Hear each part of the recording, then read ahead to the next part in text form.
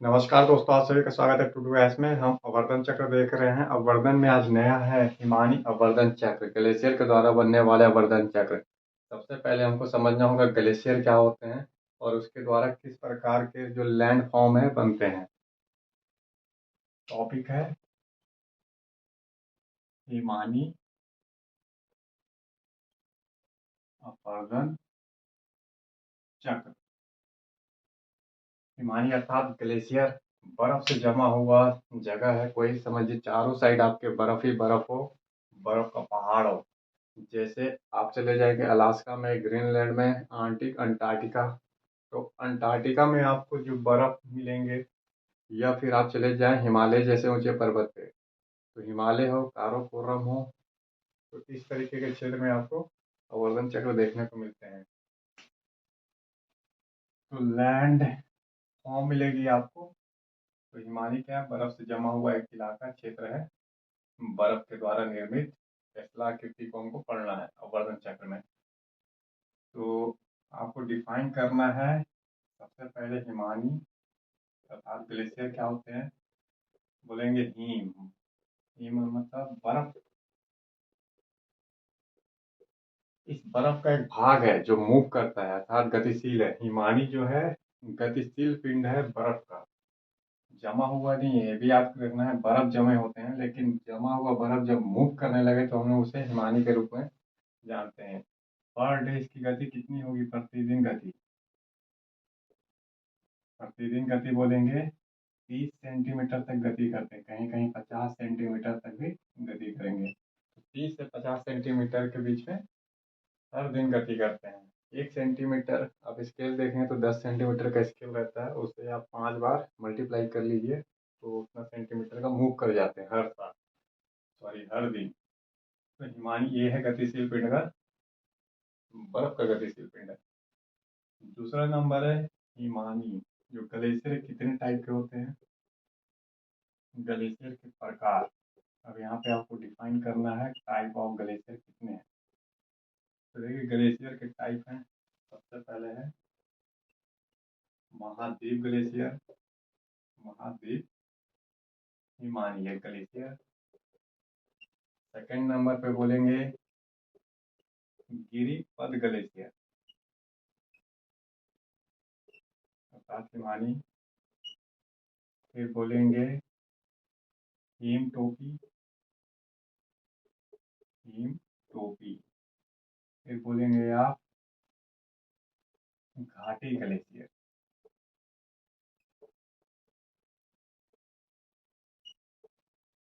देखना है आपको, एक डायग्राम से मैं समझाता हूँ कि किस तरीके के ग्लेशियर है। नाम सिमिलर है, मिलते जुलते हैं लगभग, लेकिन थोड़ा सा अंतर है। ये महाद्वीप ग्लेशियर जो महाद्वीप पे रहते हैं ग्लेशियर, जहाँ पे मूव करते हैं। जैसे आप जाएंगे आइसलैंड में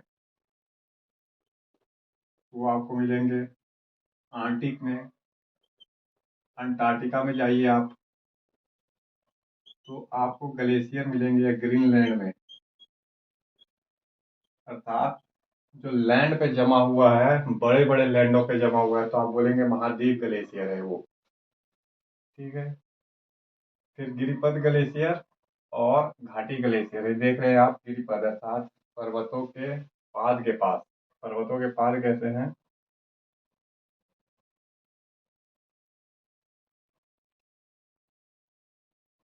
मान लीजिए पर्वत है,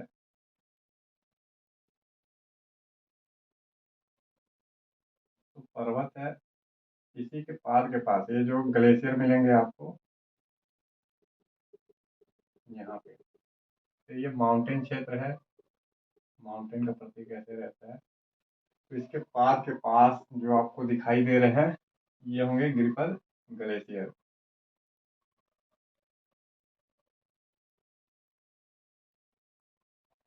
ठीक है।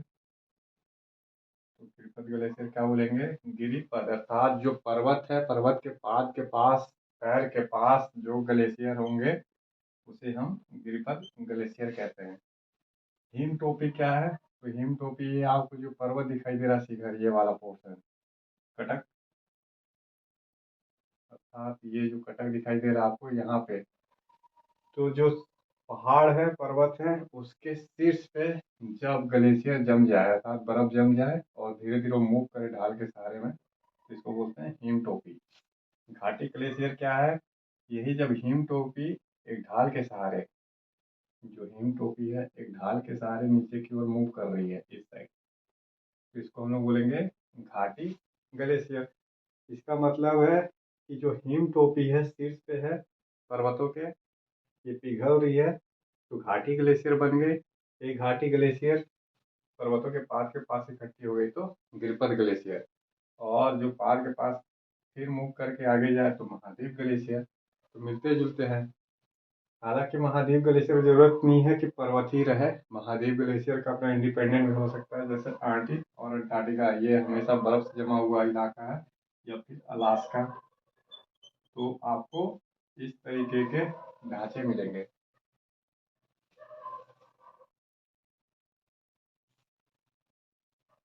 एक बार आप और देख लीजिए इसे।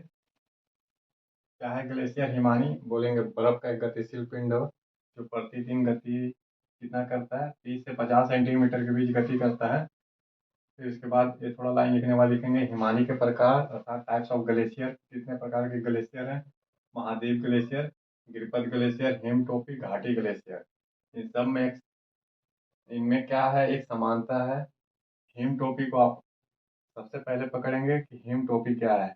जो पर्वत होता है इसका शीर्ष वाला भाग जब इसके चारों साइड में बर्फ जम जाए और वो मूव करे, पहले बर्फ जो जमा है वो हिम टोपी है, जब मूव करे ढाल के सहारे घाटी ग्लेशियर होगी। ये घाटी ग्लेशियर बाद में गिरपत पे जमा हो जाती है, पर्वतों के जो पद हैं पाद हैं, तो वही हमारा क्या कहलाता है, ये सब पाद है। ये पूरा अर्थात उसका निचला एकदम सपोर्ट आधार, तो गिरपत ग्लेशियर होगा। महाद्वीप ग्लेशियर बड़े बड़े महाद्वीप या देशों पे मिलते हैं, उसका नाम बताना है आपको इस तरीके से। भारत में भी आप ग्लेशियर सुनेंगे, बहुत सारे ग्लेशियर हैं। बालतोरो ग्लेशियर है, सियाचिन ग्लेशियर। भारत का सबसे बड़ा ग्लेशियर है सियाचिन ग्लेशियर। कहाँ पे है? काराकोरम श्रेणी में है। काराकोरम श्रेणी क्या है? ट्रांस हिमालय में, अर्थात हिमालय तो है लेकिन वो ट्रांस हिमालय के नाम से जाना जाता है। काराकोरम श्रेणी इसी में है सियाचिन ग्लेशियर। भारत की ही नहीं विश्व की सबसे बड़ी युद्ध भूमि बोला जाता है, जहाँ भारत पाकिस्तान की सेना मौजूद है। भारत में ग्लेशियर कुछ नाम है, सियाचिन एक रण क्षेत्र है, बर्फ से जमा हुआ इलाका। तो क्या बोलेंगे? भारत का सबसे बड़ा ग्लेशियर है सियाचिन ग्लेशियर, 72 किलोमीटर का है Siachen glacier. Baltoro glacier, Baltoro glacier, Biafo glacier,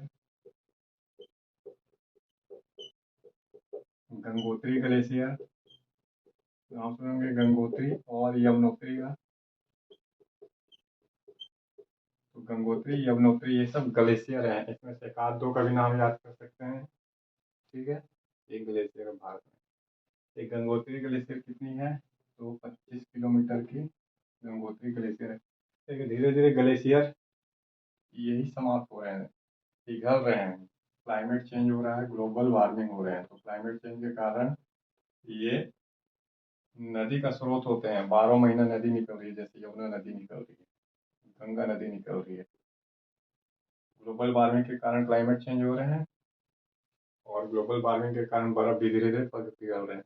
तो नदी जो है परमानेंट है, स्रोत सूख रहे हैं। फिलहाल हमारा फोकस होना चाहिए हिमानी आवर्धन चक्र पे। अब देखिए हिमानी के द्वारा निर्मित जो लैंडस्केप है, आवर्धन चक्र में लैंडस्केप को ही पढ़ना होगा आपको, कौन कौन से है। तो आप बोलेंगे हिमानी द्वारा निर्मित स्थलाकृति दो भागों में है। जो स्थलाकृति है इसके दो पार्ट होंगे, नदियों के द्वारा हो चाहे समुद्र के द्वारा, पवन वायु किसी के द्वारा भी हो, दो पार्ट में करना है आपको हमेशा। एक साइड कटाव द्वारा, जिसे अपवर्तनात्मक स्थलाकृति बोलते हैं, स्थलाकृति। दूसरे साइड में आपको क्या करना है? तो निक्षेप, एक साइड कटाव के द्वारा निर्मित लैंडस्केप, दूसरी साइड निक्षेपात्मक स्थलाकृति। तो ये दोनों स्थलाकृति अब सबसे इम्पोर्टेंट चीज़ है इसमें, आपको कंफ्यूजन होता है कौन सा लैंडस्केप किसमें बनता है। आप पहले नोट कर लीजिए कि पढ़ना क्या है आपको। और सब याद ना भी हो तो कोई बात नहीं, कुछ को आपको याद करना पड़ेगा। तो एक बार पहले मैं आपको बता दूं कि अवर्धन में कौन कौन से लैंडस्केप हैं और निक्षेपण है। उसके बाद आप इसे नोट करके याद कर लीजिएगा, फिर लिखिएगा। सबसे पहला जो है अवर्धन स्थलाकृति में बोलेंगे आप सर्ग। सेकंड नंबर पे बोलिए हिमानी दरार, ये कटाव से बन रहे हैं। हिमानी दरार, एक दरार है, कटाव है। थर्ड नंबर पे आप बोलिए कि इसमें यू आकार की घाटी है। थोड़ा बताया था मैं इससे पहले वाले वीडियो में, यू आकार की घाटी कटाव से बनते हैं। जब भी यू आकार की घाटी होगी तो आपको ला याद करना, इसके साथ में एक और घाटी होती है, उसे लटकती घाटी बोलते हैं। लटकती घाटी। तो चार तो आप ऐसे हो गए, हिमानी अवर्णनात्मक स्थलाकृति में अवर्धन से जो बन रहे हैं। पुनः पांचवें नंबर पे आप लिख लीजिए गिरी सिंह, गिरी श्रृंग। इस साइड लिख देता हूँ, फिर इसको मिटा के इधर लिख दूंगा मैं। छठवें नंबर पे लिखिए तीक्ष्ण कटक। सब नाम भी याद हो तो कुछ तो याद होने चाहिए। तीक्ष्ण कटक। फिर सातवां लिखिए फियोर्ड, बहुत महत्वपूर्ण स्थलाकृति है फियोर्ड, बार बार पूछता भी है। Nunatak, nunatak. नौवें नंबर पे भेड़ पीठ सैल। फिर है 10वें नंबर पे हिम सोपान, हिम सोपान अर्थात सीढ़ी, बर्फ का सीढ़ी।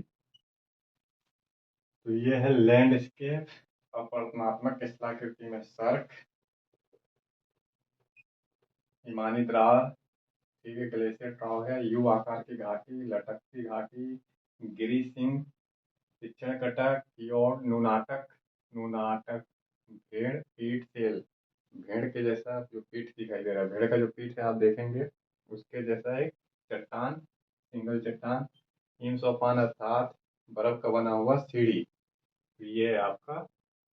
अब इसको इरेज करके निक्षेपात्मक में देखिए, जो निक्षेपण से बने नदियां, निक्षेपण से बहुत सारी स्थलाकृति बना रही थी, याद होगा समतल मैदान तो बन रहा था, जलोढ़ पंख, जलोढ़ संकुल डेल्टा, ठीक, इसमें भी निक्षेपण से बनेंगे। इसमें देख रहे हैं आप निक्षेपात्मक में। तो सबसे बोले एक समतल मैदान है जिसे हम लोग बोलते हैं हिमानी अवक्षेप मैदान, हिमानी अवक्षेप मैदान। तो आउटवाश प्लेन है, आउटवाश प्लेन है। सेकंड नंबर पे इसमें पढ़ेंगे आप ईस्कर शब्द, ईस्कर। थर्ड नंबर पे पढ़ेंगे केम वेदिका। फिर पढ़ेंगे केटी गर्भ, केटी गर्भ। फिर पढ़ना है आपको जो 6 नंबर पे है, सॉरी 5th नंबर पे हिमोर, हिमोर। और इसमें ड्रम लीन, ड्रम लीन। ये तो इसे नोट करना है आपको, उस साइड में उसे नोट करना है। अब इसमें से अगर आप 3 भी लिख दे, उस साइड से 3 लिख दे, मैप बना दे तो इनफ है। कोशिश करिएगा 4 4 एटलीस्ट हो जाए। अब एक बार हम लोग आ जाते हैं बात जो अवर्णनात्मक स्थलाकृति है, इरोजन लैंडस्केप हिमानी के द्वारा जो निर्मित हो रहे हैं, इसको पढ़ना है फर्स्ट में। तो मैं इसमें से आपको एक डायग्राम बताता हूँ, उससे काफी सारा जो आप नाम लिखे हैं मैच करिएगा उससे।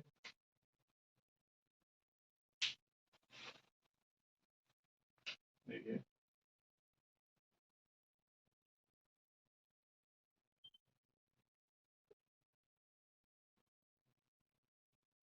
इससे भी इरेज कर देता हूँ ताकि आसानी से समझ में आए आपको। एक ही डायग्राम से बहुत कुछ समझने की कोशिश करेंगे हम।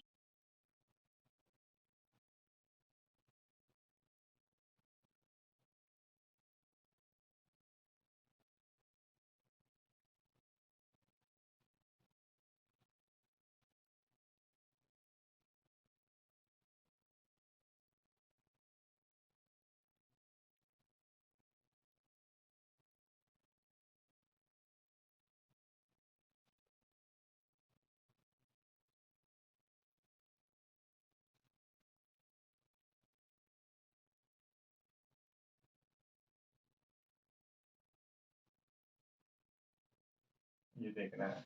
तो सबसे पहले आप देखेंगे सर्क। सर्क क्या है? ये माउंटेन है। माउंटेन के पास एक ऐसे आपको दिखाई देगा कटोरे के आकार का, या अर्धवृत्त बोलेंगे, वो है सर्क। क्या बोलेंगे? ये सर्क है सबसे पहला अवर्तनात्मक में। माउंटेन है, पर्वत। पर्वत के पास एक गैप दिखाई देगा आपको, ये है सर्क।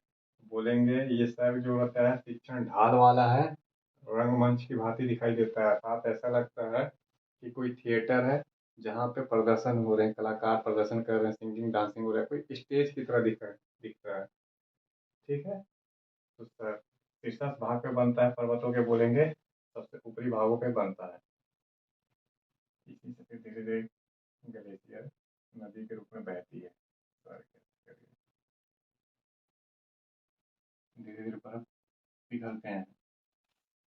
फिर सेकेंड नंबर पे इसमें आप देखिएगा जो तीक्ष्ण दिखाई देगा आपको, तीक्ष्ण कटक। ये जो है पता है आपको, माउंटेन है, पर्वत। ये जो माउंटेन है तीव्र नुकीले हैं और ढाल भी तीव्र है। क्या बोलेंगे? जो तीक्ष्ण कटक आपको वो बोलना है कि ढाल तीव्र है, एकदम ढाल तीव्र है, इस साइड, दोनों साइड। और एकदम नुकीला सिरा है ये। तो नुकीला सिरा तीक्ष्ण कटक में आप बता रहे हैं क्या कि तीव्र ढाल है। तीव्र ढाल, ढाल क्या इस साइड है, इस साइड, इस साइड ये ढाल है, ये ढाल है। और ये जो है वो है कटक है। तो तीक्ष्ण ढाल और तीव्र नुकीला सिरा।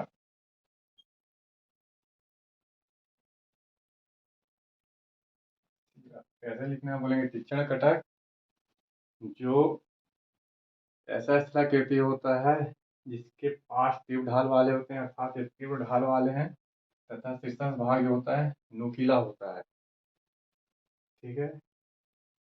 सर बता दिए, रंगमंच की तरह कटोरे के आकार का रहता है, पर्वतों के शीर्ष भाग पे रहता है। इसके बाद आपको बताना है यू आकार की घाटी। ये दिख रहा है यू आकार की घाटी, ये ये यू आकार की घाटी ऐसे करके कौन बनाती है? बोलेंगे मुख्य नदियां यू आकार की घाटी बनाती है। जब ग्लेशियर भी बनाने लगे यू आकार की घाटी, तो ग्लेशियर द्वारा निर्मित यू आकार की घाटी होती है, अर्थात ग्लेशियर कटाव कर रही है लैंड का, तो इस तरीके की यू आकार की घाटी बनती है। फिर लटकती घाटी क्या बोलेंगे? जो यू आकार की घाटी है इसी के ऊपर लटकती हुई घाटी निर्मित होती है। तो ये मूल घाटी है और ये लटकती घाटी। लेकिन यहाँ पे अंतर करना है, नदियों से हटाकर बोलना हिमानी के द्वारा। जब हिमानी कटाव करने लगे तो मूल घाटी का निर्माण होता है। इसके ऊपर जब सहायक नदियां कटाव करने लगे और बाद में हिमानी की क्रिया द्वारा वो जम जाए और कटाव करे तो लटकती घाटी बनती है। तो मूल घाटी के ऊपर लटकती घाटी। यहाँ अक्षर का जमाव होगा, नीचे में कुछ ना कुछ जमाव करेंगे, काटेंगे तो जमाव भी करते हैं। अब ये देखिए, ये वाला पॉइंट ग्रीसिंग कहलाता है। ये क्या बोलेंगे? ग्रीसिंग। ग्रीसिंग अर्थात जब पर्वतों का शीर्ष भाग को हिमानी अपने चारों साइड घेर ले, शीर्ष भाग है उसको बर्फ अर्थात हिमानी चारों साइड से घेर ले, तो जो स्थलाकृति निर्मित होती है उसे ग्रीसिंग कहते हैं। तीक्ष्ण कटक ये है, ग्रीसिंग ये हो गया, सर्क ये हो गया, यू आकार की घाटी, लटकती घाटी हो गया। नाम से ही बहुत सारे कंसेप्ट क्लियर होते जा रहा है। ठीक है।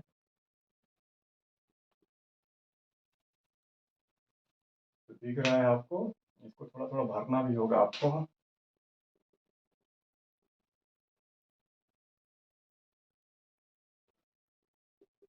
भर दीजिएगा इसको अच्छे से, ये मैप में। अब एक बार हम लोग देखते हैं इसमें फियोर्ड। फियोर्ड क्या होता है? बहुत इंपॉर्टेंट है फियोर्ड इसमें। जो फियोर्ड होते हैं वो आपके मिलते हैं नॉर्वे में, अलास्का में, न्यूजीलैंड में, फिनलैंड में, अर्थात जो बर्फ वाला इलाका है नॉर्वे का तट तो फ्योर्ड के लिए विशेष रूप से फेमस है। एक शब्द है फ्योर्ड।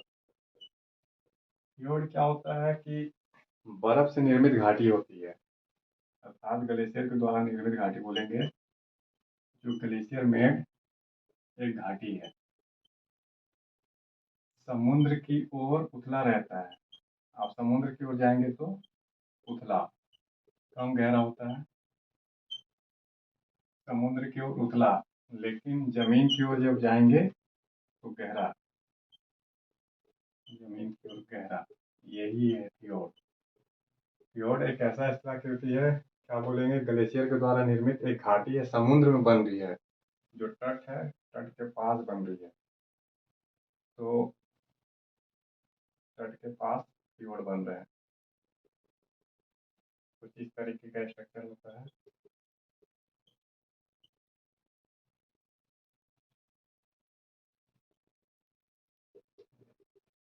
होता क्या है कि फ्योर्ड ग्लेशियर के द्वारा तो निर्मित होते हैं, लेकिन समुद्र की ओर उथले होते हैं और जमीन की ओर गहरा होता है, अर्थात घाटी है, प्लेन इलाका है, लेकिन बर्फ से जमा हुआ है। ये फ्योर्ड का एग्जांपल देना है, नॉर्वे का तट विशेष रूप से फ्योर्ड के लिए फेमस है। बहुत सुंदर दृश्य पड़ता है जब प्रकाश लाइट इस पर पड़ते हैं, सनलाइट, तो बहुत मनोहारी दृश्य अर्थात सुंदर दृश्य दिखाई देता है। तो नॉर्वे के तट हैं, अलास्का में भी मिलेंगे, फ्योर्ड मिलते हैं, न्यूजीलैंड, ये सब में आपके फ्योर्ड मिलते हैं। अब एक बार देखिए, भेड़ पीठ वाला सेल और लूनाटक, दो चीज देखना है आपको एक साथ में। भेड़ पीठ सेल, भेड़ पीठ सेल और लूनाटक। भेड़ पीठ से आवर्धन पढ़ रहे हैं, अगर हिमानी किसी, मान लेते हैं हिमानी, हिमानी वाला क्षेत्र है और इस पे एक सिंगल ओनली अकेला कोई चट्टान था जिसका कटाव कर रही है हिमानी, तो ये दूर से अगर कोई आदमी इसे देखता है, ये पूरा हिमानी है, बर्फ से ढका हुआ है, एक सिंगल चट्टान है, एक अकेला चट्टान को बर्फ क्या कर रहे हैं, अर्थात हिमानी काट रहे हैं। तो दूर से देखने पे ये उल्टा भेड़ का पीठ, अर्थात भेड़ का पीठ की जैसा एकदम सफेद दिखाई देता है, क्योंकि बर्फ है, चट्टाने काट रही है इसको, तो बर्फ के जैसा दिखाई देगा। तो आपको लगेगा कोई भेड़ वास्तव में बैठा है, लेकिन वो भेड़ नहीं रहता, वो एक चट्टान है। इसी चट्टान को क्या बोला जाता है, भेड़ पीठ से, लोनली अकेला चट्टान। नो नाटक में सेम दृश्य रहेगा आपका,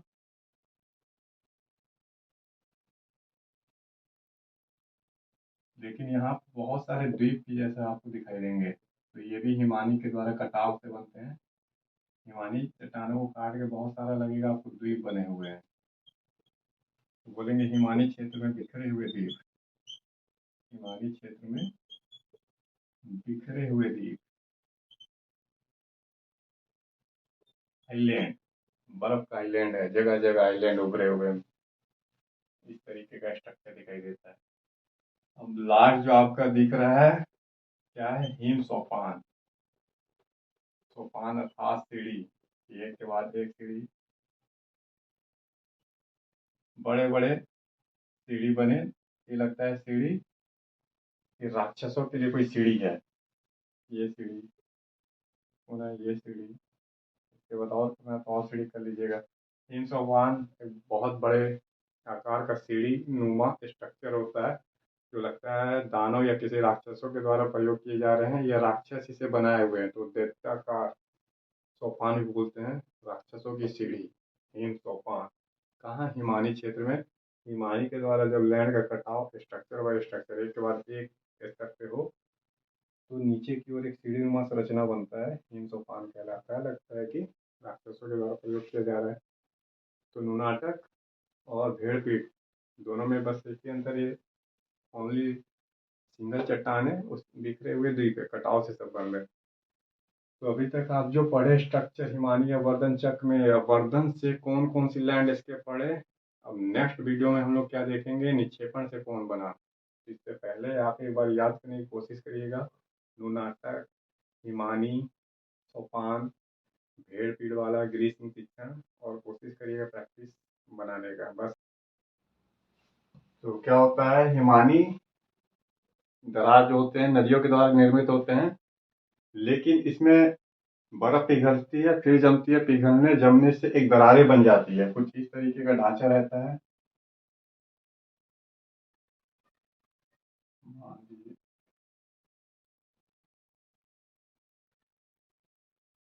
कोई खांचा है, इस तरीके से एक्चुअली में दरारें हैं ये, तो इसमें हिमानी की क्रिया हो जाती है, इसे बोलेंगे आप हिमानी दरार। ये बर्फ भरा हुआ है दरार में, एक और गैप यहाँ चाहे तो आप बना सकते हैं, तो बराबर दरारें दिखाई दे रही है हिमानियों में, तो यही हिमानी दरार कहलाता है। एक बार ओवरऑल व्यू बनाइए दिमाग में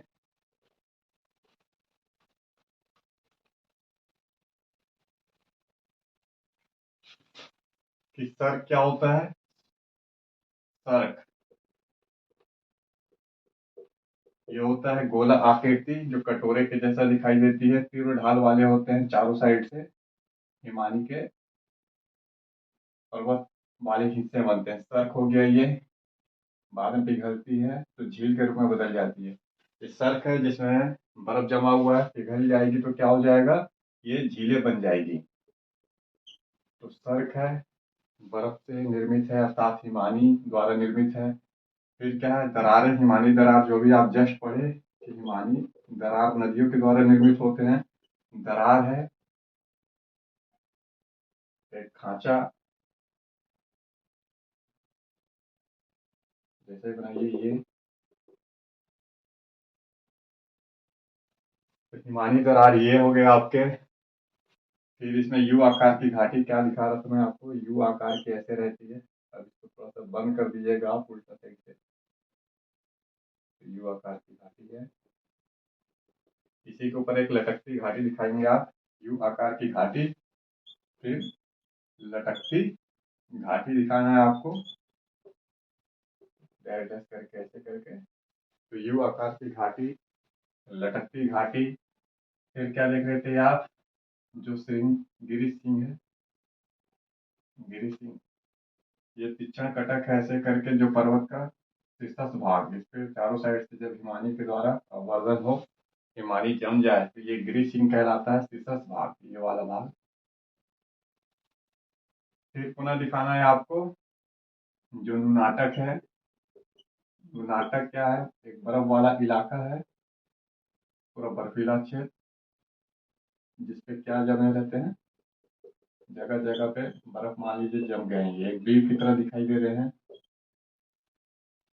तो बर्फीला क्षेत्र जिसमें बिखरे हुए द्वीप की तरह बोलेंगे आप, नाटक रहता है। भेड़ पीठ सेल, भेड़ पीठ सेल, अब ये क्या है, एक सिंगल है, दोनों का स्ट्रक्चर सेम है, लेकिन लॉन्ली अवर्धित चट्टाने जो दिखाई देती है इसमें, ये अवर्धित चट्टाने जिसको बर्फ काट रही है, तो लग रहा है भेड़ बैठा हुआ है बर्फीले क्षेत्र में, पीठ दिखाई देता है भेड़ की पीठ की तरह, तो बोलेंगे भेड़ पीठ सेल।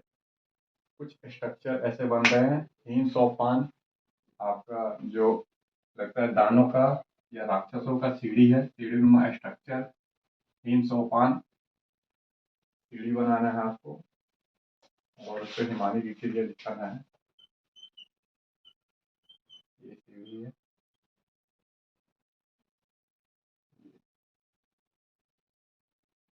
तो ये जो सीढ़ी नुमा आकृति है जो वर्धित हो रही है, बड़े बड़े आकार के दिखाई देंगे आपको, तो क्या होगा, ये हिम सोपान। तीक्ष्ण कटक है, तो तीक्ष्ण कटक ये पर्वत का शिखर हो गया, गिरी सिंह हो गया, इसमें सर्क हो गया, ऐसे बहता हुआ झील है, ये पिघलेगा तो पुनः ऐसे करके, और है ये वाला जो पोर्शन दिखाई दे रहा है आपको, ये ये है तीक्ष्ण कटर। तीक्ष्ण कटर कुछ विशेष नहीं है, थोड़ा डायग्राम बनाना है और लिखना है। इस प्रकार से कंप्लीट हुआ आपका हिमानी आवर्धन चक्र। वीडियो पॉज करके देखिएगा थोड़ा। फिर मिलेंगे हम नेक्स्ट वीडियो में, बने रहिए टू डू आईएएस के साथ।